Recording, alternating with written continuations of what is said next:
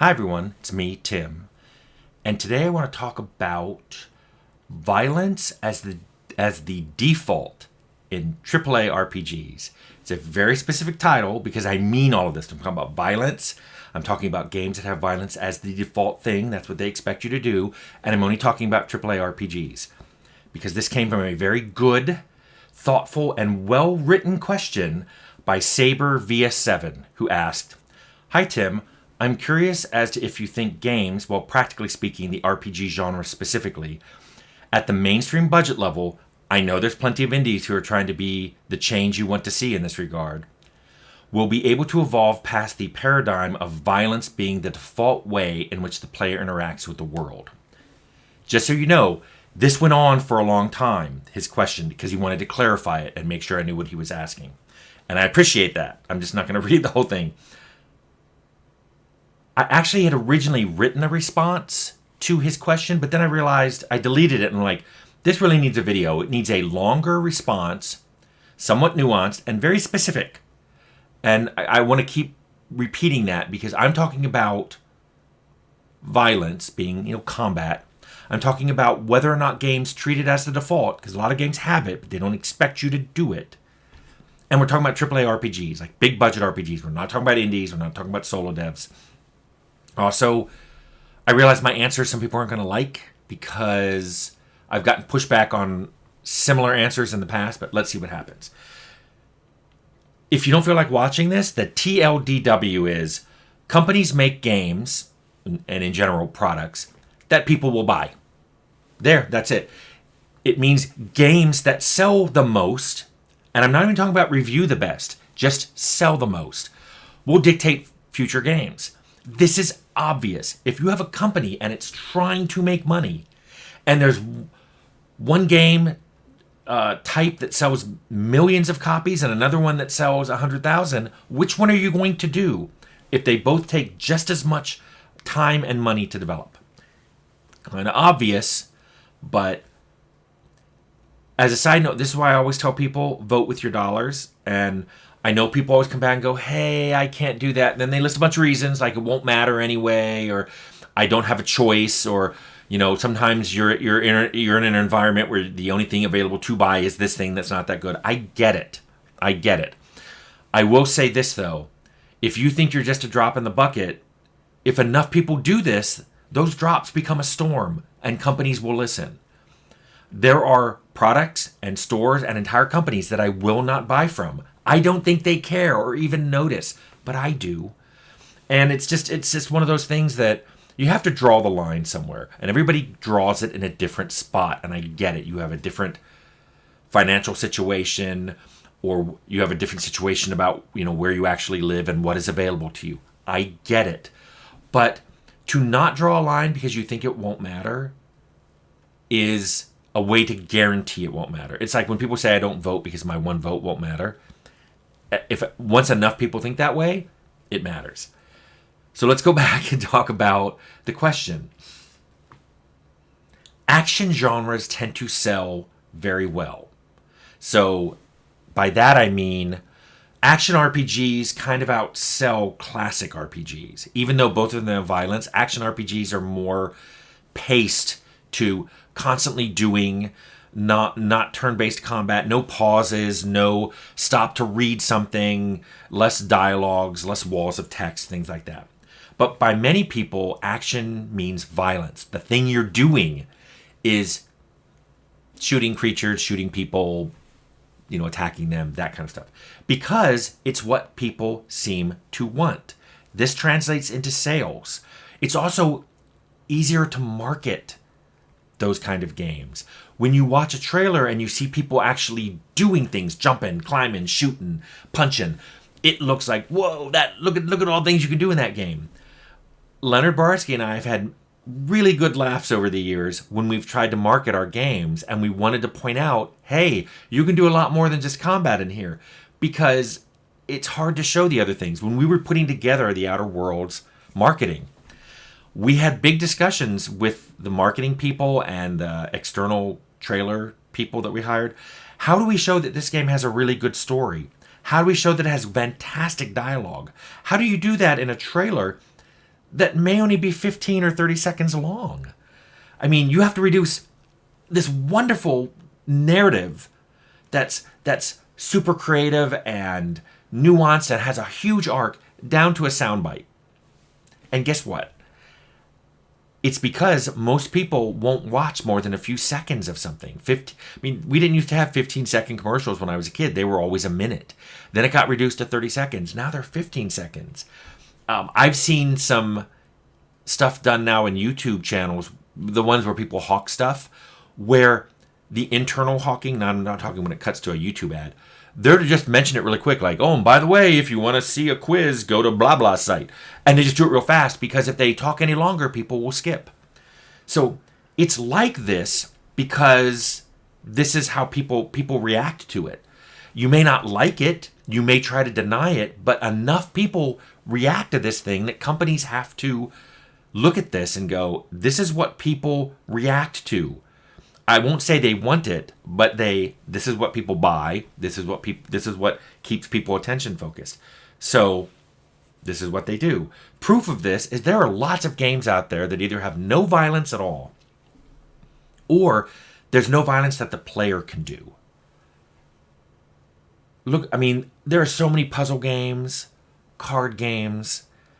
There are adventure games, way back to Seventh Guest and Myst, to The Witness or Life is Strange, that don't really have combat built into them. It's basically you walk around, you look at things, you talk to people, you figure things out. Those sell well enough, obviously, to keep making them. But action games far outsell those things. And I know there's occasional exceptions, like farming and gardening and plot-based games. Not plot as in narrative, plot as in you grow stuff. Farming games. But those exceptions kind of prove the rule, because if you look at like the Steam top 50 or top 100, you see an awful lot of action, violent-oriented games. The companies don't make them because they feel like it. They make them because they sell. What I've always tried to push back on that is there have always been RPGs that you don't need to do violence. So I've always touted my RPGs as not only not needing violence, not needing you to make a combat character, but I don't even tout that one as the default path. I don't consider combat the main path and stealth and dialogue as the alternatives. I always said this game supports multiple paths. You want to talk your way through it? Knock yourself out. You want to stealth your way through it? Go for it. Even when there's like combat that has to be done, usually your companions can do it, or you can use stealth or dialogue to avoid it, or reduce it so low that it becomes a relatively trivial fight. Combine that with the fact that there are easy modes and now even things called story modes that vastly reduce the violence. There are options there, but people don't take them as much. People play the non-story modes more often than story modes. I know there are people who love story mode, and that's great, and that's why we put them in there. But more people don't play it in the non-story mode. Here's a funny story, and I don't know if I've mentioned this, but when we were developing Fallout, there was someone who was playing through it, just shooting every NPC they encountered before they could even talk. And, I kind of knew there were people who were going to do this, but it turns out he broke the game, and he broke it with Gizmo in Junktown. He walked into that room and just shot Gizmo right in the head before he could say a word. And that broke the game. It literally broke the main story progression. This shocked me because I didn't think that was possible. And we looked into it, and it's because he gave you something that wasn't in his inventory. It was an item, and it was created by the script that transferred it. So we had to change the design to make sure you could still get that thing even if he was dead. And then I had the designers comb through the entire game, looking for things like that, where shooting an NPC before they could even talk to you, if that was possible. There were a few that could talk to you automatically, like the Overseer. And I think we made the Overseer essential until the end of the game. But we made sure it was not possible to break the main storyline with violence, dialogue, or stealth, because I wanted every character build to be able to make it through to the end, which was really important for my game. And I thought it was interesting that it was violence that broke it. You would think violence was the default of Fallout, but it really wasn't. People frequently made quests and thought, this isn't what the player's going to do. Violence is not going to be the go-to in this one. But guess what? Combing through Fallout, while we were dealing with crash bugs and all the other things we were dealing with that was making the game late in shipping, that took time and money. So yeah, we're back to that old bugaboo. Time and money. That's the main reason. It's my main answer for a lot of these things. Companies make games that people will buy. So they try to make games that people will buy a lot so that the investment into the game gets returned more. So they can have some of the money and go, look at the money, we're going to sleep on a bed of money, but also to reinvest in future games to make more games. If people rarely chose nonviolence in AAA games, then because they rarely choose the nonviolence, games like that don't sell as much. And so they probably won't be made again. It's that simple. It's a chain. It's a deductive chain. I like rarely chosen paths. I put dumb dialogue in a lot of my games. I like to support generalists or really bizarre specialists.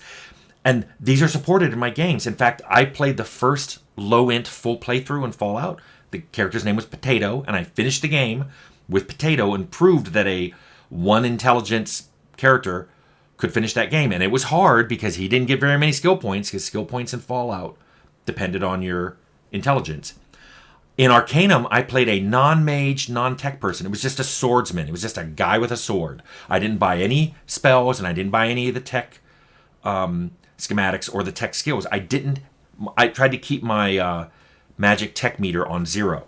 That was a hard playthrough, because lots of things were enticing me to do something else.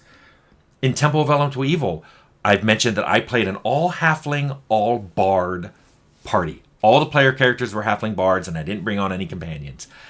It was a difficult playthrough, but I did it. And in fact, that's why I was later, when the game shipped and we found out that there was a major crash bug involving bards, I was shocked I never saw it. Turns out it has to do with keeping your bard songs running when you switched maps, and I always shut mine down afterwards. But anyway, a lot of games remove these less common paths, and they see little to no reduction in sales, meaning there weren't enough of you who liked those paths and this is the important part, and based your purchase of the game on those paths being there. Some of you may want it, but you still buy games that don't have it. So all they know is, we can develop this game for less money and faster and have less to test if we get rid of these less common paths. But deliberately deleting a common path, that often does lead to less sales. So that's why they're there. And you have to think about this, because if you're risking someone else's money, which in AAA RPGs you are, because I hear people already going, well, indies don't do this and self-pubs don't do it. OP asked about AAA RPGs, things that have budgets of 100 million and are climbing. You got to think about, you're risking someone else's money. And you want to work again after this. So if you put out a game that doesn't sell well, that's horrible for the company, but it's not exactly something that makes your resume look good. And so everybody wants a game that sells well, but you want it to be good, and you want it to be reflective of your POV and all that. But the bottom line is, violence currently sells well. It's sold well for a long time, and way outside of games. Violent movies, TV shows, books, they sell well. So companies will continue to make violent games. I hope that answers your question. Saber VS7.